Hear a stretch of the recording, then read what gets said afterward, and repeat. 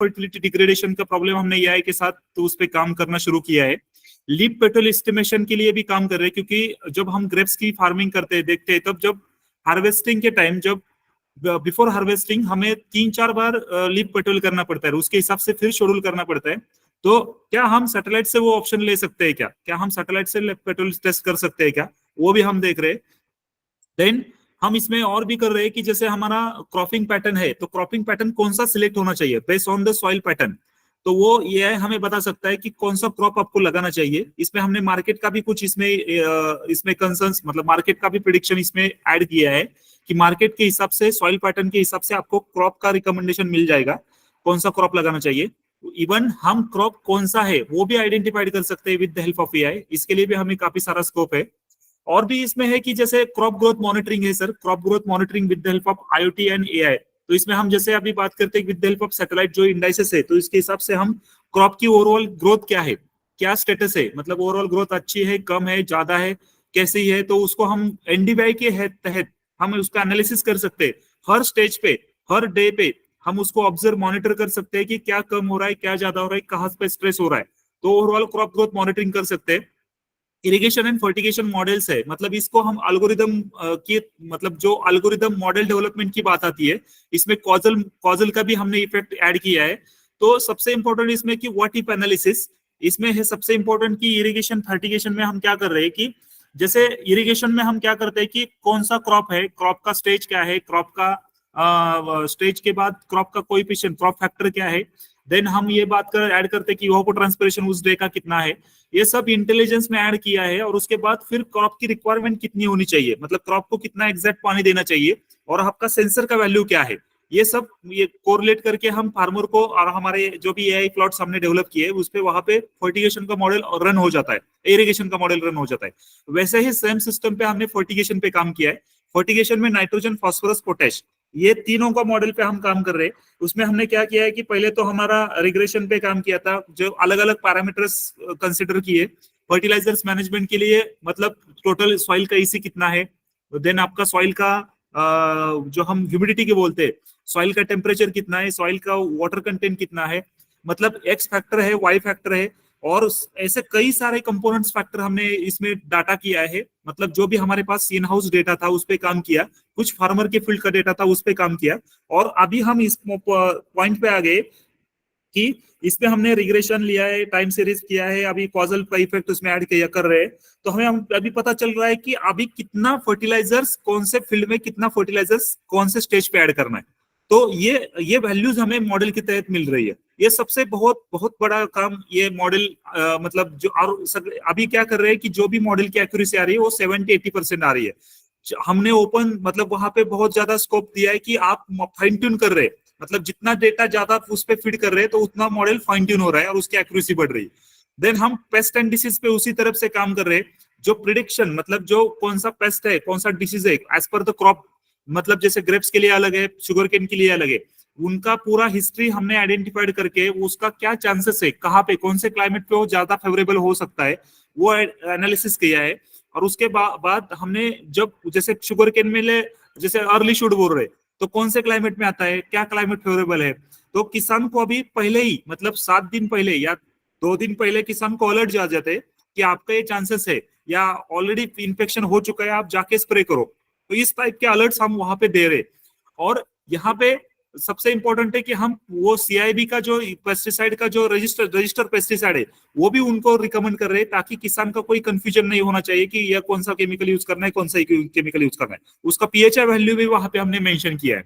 तो ये हम ये आईओटी का जो भी वेदर स्टेशन है उसमें इंटेलिजेंस बिठाया और उस पर हम काम करके किसान को आउटपुट दे रहे। देन हम अभी yield and sucrose prediction model पे भी काम कर रहे हैं, मतलब क्रॉप यील्ड, ये एक बहुत बड़ा अचीवमेंट है कि crop yield prediction and sucrose prediction. Crop yield prediction में हम क्या काम कर रहे हैं कि जैसे क्रॉप यील्ड का मतलब कौन सा क्रॉप, जैसे शुगर केन का क्रॉप लगाने के बाद 10 दिन के बाद ये मॉडल ट्रेन होना शुरू हो जाता है। उसके बाद आप किसान को पता चल जाता है कि एवरेज इतना उत्पादन आ सकता है, आपके फील्ड में कितना उत्पादन आ सकता है। देन जब उत्पादन मतलब कम हो रहा है, आपका कुछ स्ट्रेस आ रहा है प्लॉट पे, कुछ एक्सेस, मतलब अलग अलग टाइप की स्ट्रेस, बायोटिक अबायोटिक स्ट्रेस है, या कोई मतलब नेचुरल कैलामिटीज का कोई इशू हो रहा है, या ओवरऑल क्रॉप की ग्रोथ कम हो रही है, तो जैसे एनडीवीआई वैल्यू कम हो जाएगी तो यील्ड पे उसका इम्पैक्ट आ जाएगा, तो वो पॉइंट अलर्ट आ जाए किसान को कि ये अलर्ट्स के मतलब आपका यील्ड कम हो रहा है, आपको कुछ प्रिवेंटिव प्रैक्टिसेस या क्यूरेटिव प्रैक्टिसेस आपको करनी पड़ेगी। तो क्या करनी पड़ेगी, तो वो भी मैसेजिंग हम इरिगेशन का करना है, फर्टिगेशन का करना है या पेस्ट डिसीज का करना है, वो हम मैसेज वो किसान को अलर्ट्स आ रहे हैं तो किसान को पता चल रहा है कि यील्ड का क्या सिचुएशन है। वैसे ही सुक्रोज प्रेडिक्शन मॉडल पे काम कर रहे हैं, जैसे किसान को या शुगर फैक्ट्रीज को पता होना चाहिए कि जो क्लस्टर अपने डेवलप किए उस क्लस्टर का सुक्रोज वैल्यू क्या है, कितना सुक्रोज प्रेजेंट है उस लेवल पे उस टाइम पे। तो ये 10 आफ्टर 10 मंथ के बाद हम सुक्रोज की वैल्यू बताना शुरू करेंगे, सुक्रोज क्या है, कितना रेशियो है सुक्रोज का, कितना वैल्यू है। तो ये मतलब जैसे 10% है, 11% है, उसकी एक्यूरेसी अभी 70 से 75% हमें मिली है। इन फ्यूचर हम उस पर जैसे ही जितना भी डेटा ज्यादा फीड करेंगे उसकी एक्यूरेसी 90-92% हो जाएगी, तब हम बता सकते हैं डायरेक्टली तो इतना सुक्रोज वैल्यू आपके इसमें प्रेजेंट है। जैसे ग्रेप्स में हम बात करेंगे तो ग्रेप्स में ब्रिक्स लेवल हम बता सकते हैं। तो मतलब ये एआई का बहुत बड़ा अचीवमेंट हो जाएगा। तो जैसे सैटेलाइट की बात कर रहे थे हम, मतलब सैटेलाइट में नो टच डेटा के तहत हम 11 टाइप के अलग अलग इंडाइसेस पे काम कर रहे हैं। तो आप देख रहे हैं यहाँ पे कि ये प्लॉट आपका इस तरह के मैप हो जाता है। मैपिंग के बाद आपको ये पता चल जाता है कि कौन से लोकेशन पे कहाँ कौन सा स्ट्रेस है, जैसे रेड मार्क कहाँ है, ग्रीन मार्क कहाँ है, मतलब जैसे येलो मार्क कहाँ है, स्पॉट कहाँ है। तो इस टाइप के मतलब जो कलर कॉम्बिनेशन के साथ किसान को पता चल जाता है कि आपका प्लॉट का क्या सिनेरियो है। अब हमें शुगर केन में अभी जैसे 2 मंथ्स का क्रॉप हो गया है, 2 मंथ्स में किसान ने समझा लिया, मतलब पूरा समझ लिया है कि क्या सैटेलाइट का मतलब हमने वर्चुअल ट्रेनिंग लेके ऑन फील्ड जाके किसान को समझा दिया कि सैटेलाइट आपको कैसे यूज करना है, सैटेलाइट का रिपोर्ट आपको कैसे आ जाएगा, उसको कैसे समझ लेना है, वैल्यू क्या बताती है, और इस वैल्यू के बाद आपको क्या ऑपरेशंस करने हैं। जैसे किसान को जैसे मैन्युअली कुछ ऑपरेशंस हम बताते हैं, हमारा एआई जब ये डेटा प्रोसेस कर जाता है, जो वैल्यू प्रोसेस कर जाता है, एनडीवीआई, ईवीआई, जैसे जीसीवीआई है, अलग अलग इंडाइसेस की वैल्यूज है, ये सब वैल्यू प्रोसेस करने के बाद एआई भी हमें रिकमेंड कर देता है कि आपको क्या करना पड़ेगा। तो इस टाइप का जो इंडाइसेस का वैल्यू बहुत इंपॉर्टेंट है एआई के लिए, वो सैटेलाइट के थ्रू आता है। और सैटेलाइट में हम क्या करते हैं, देखिए इंडिया में सैटेलाइट का बहुत बड़ा चैलेंज है। अभी क्या है कि जैसे हमारे फील्ड जो है बहुत छोटे छोटे फील्ड है, हम देख रहे थे यूएस जैसे बाहर के कंट्रीज में हम देखते वहां पे एक फील्ड कम से कम 25 एकड़ का रहता है, 25 से ज्यादा ही रहता है। वहां पे सैटेलाइट इमेजिंग के लिए बहुत ज्यादा स्कोप है, हमारे इंडिया में बहुत कम स्कोप है। लेकिन हम अभी क्या कर रहे हैं कि ओपन सोर्स नहीं लेके वो प्रीमियम सैटेलाइट यूज करके 1 by 1 मीटर की इमेज लेके जाता, ताकि हमें अच्छा से अच्छा पता चल जाएगा कि मतलब उसकी एक्यूरेसी, जो भी डेटा मिलेगा हमें, एनडीवीआई का मिलेगा, ईवीआई का मिलेगा, क्रॉप मॉइस्चर का मिलेगा, उसकी एक्यूरेसी मोर देन 90% होनी चाहिए। इस टाइप का काम हम प्रीमियम सैटेलाइट से कर रहे हैं। आप देख रहे हैं इस टाइप का प्लॉट मैपिंग हो जाता है, तब प्लॉट मैपिंग के बाद हमें पता चल जाता है कि अभी देखिए कि फर्टिलिटी यील्ड मैप है, तो सॉइल का फर्टिलिटी स्टेटस क्या है, मतलब क्या है, जैसे रेड मार्क कहाँ है, ग्रीन मार्क कहाँ है, कहाँ पे ज्यादा प्रॉब्लम्स है, येलो मार्क कहाँ है। तो ये इस टाइप का वैल्यू पता चल जाता है कि कितने परसेंट में है।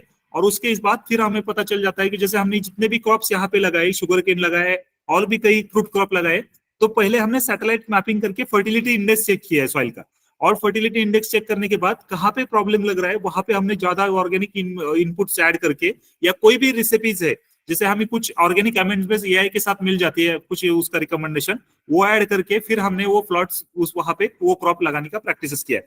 तो पहले हमें प्लॉट मैपिंग करना बहुत बड़ा इंपॉर्टेंट काम है।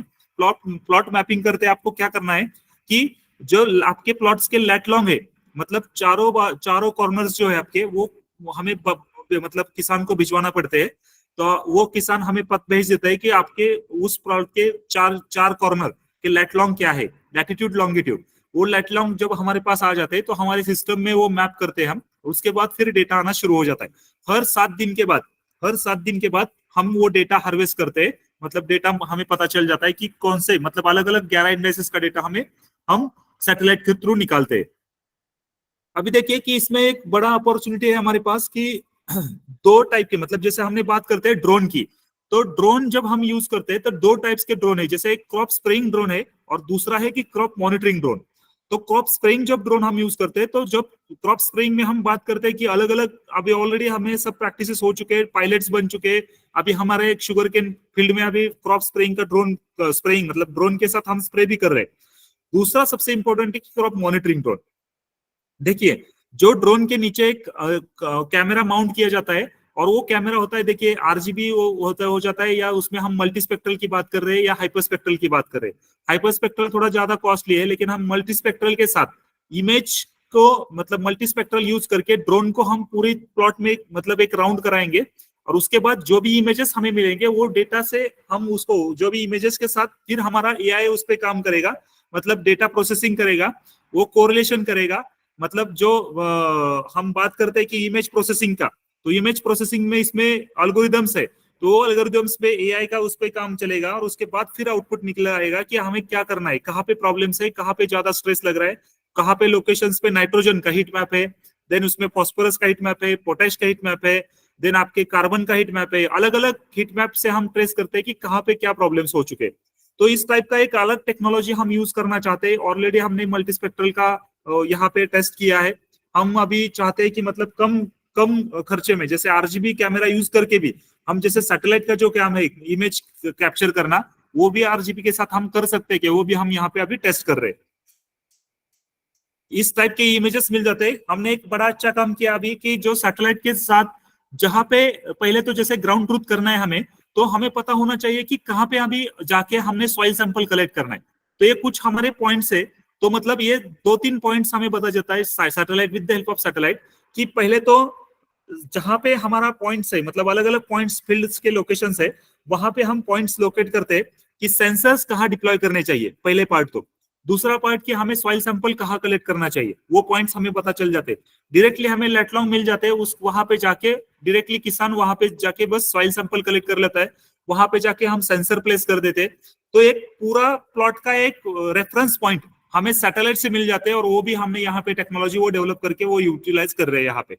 देन आप देख रहे हैं यहाँ पे कि जैसे नाइट्रोजन डिफिशियंसी, अभी हमने बात की कि ये हाइपरस्पेक्ट्रल यूज करके नाइट्रोजन की जो डिफिशियंसीज है, हाइपरस्पेक्ट्रल घुमा दिया प्लॉट के ऊपर, और स्ट्रेस जहां पे डिफिशियंसीज है, नाइट्रोजन नाइट्रोजन डिफिशियंसी, वो हम इस मतलब कैमरे के साथ आइडेंटिफाइड कर सकते हैं। नाइट्रोजन की भी है, देन आप आगे देखोगे कि पोटेशियम की है, पोटेश डिफिशियंसी भी एनालिसिस हो जाएगी।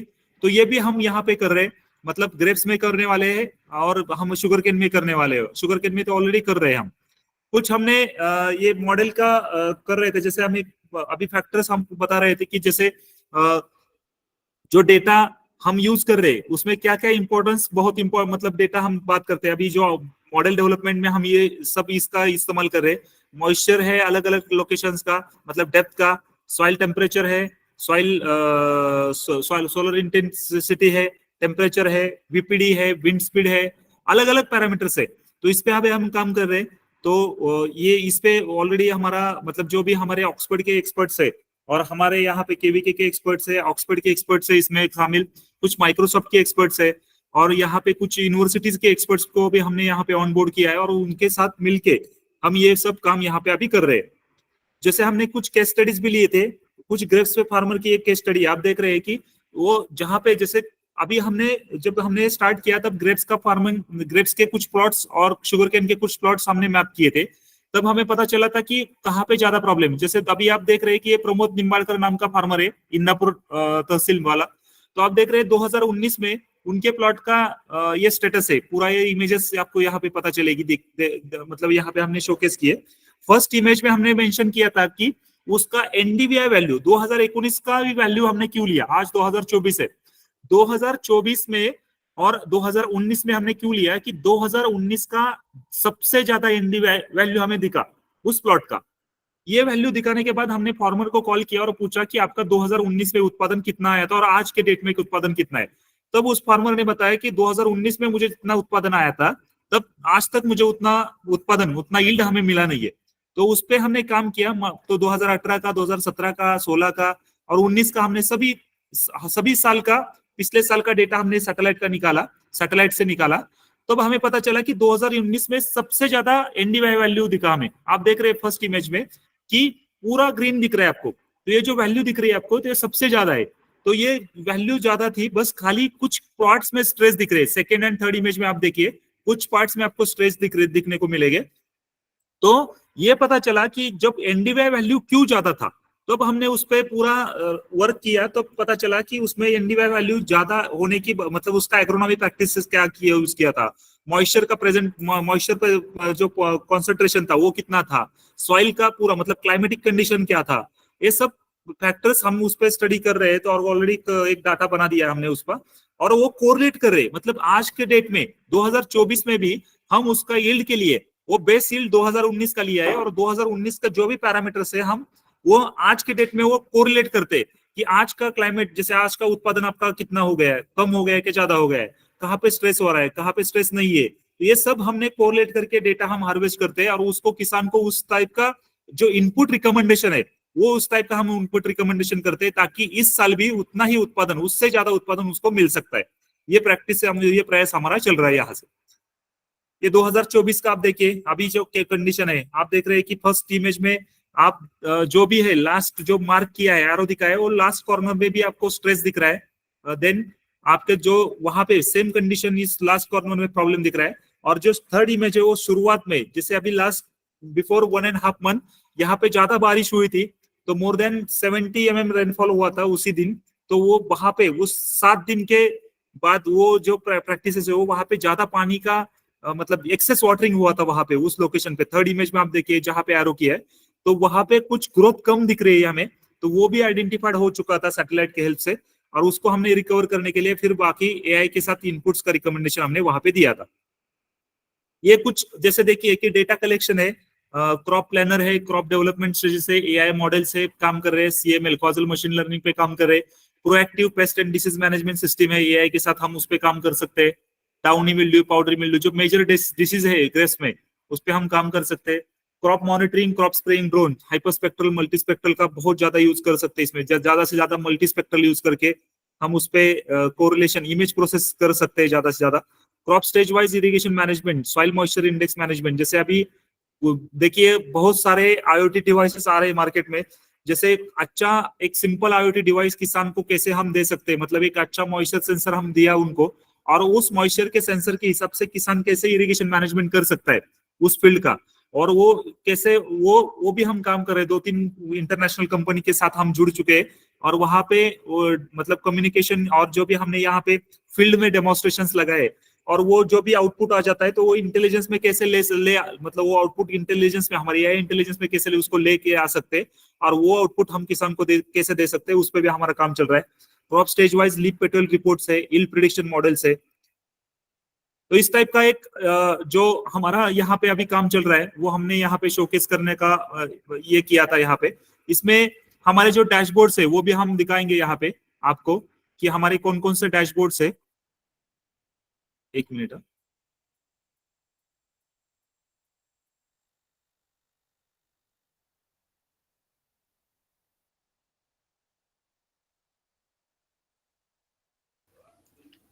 If you have any questions, please ask. हाँ प्लीज प्लीज। ये देखिए कि जो हमने अभी शुगर केन के फील्ड में काम किए, अभी 200 से ज्यादा फार्मर फील्ड पे हमने ये टेक्नोलॉजी लगा दी है। तो आप देख रहे हैं कि ये पूरा ये आई शुगर केन मतलब हमारे केवी के बारामती का प्लॉट है, और ये अभी अलग अलग किसान के प्लॉट है सभी। यहाँ पे आपको स्क्रीन दिख रही है ना? हाँ यस सर। हाँ यस यस यस। तो ये सभी किसान के प्लॉट्स है। तो आप यहाँ पे देखिए कि क्या क्या इंटेलिजेंस, अभी देखिए कि वेदर स्टेशन का डेटा हमारे पास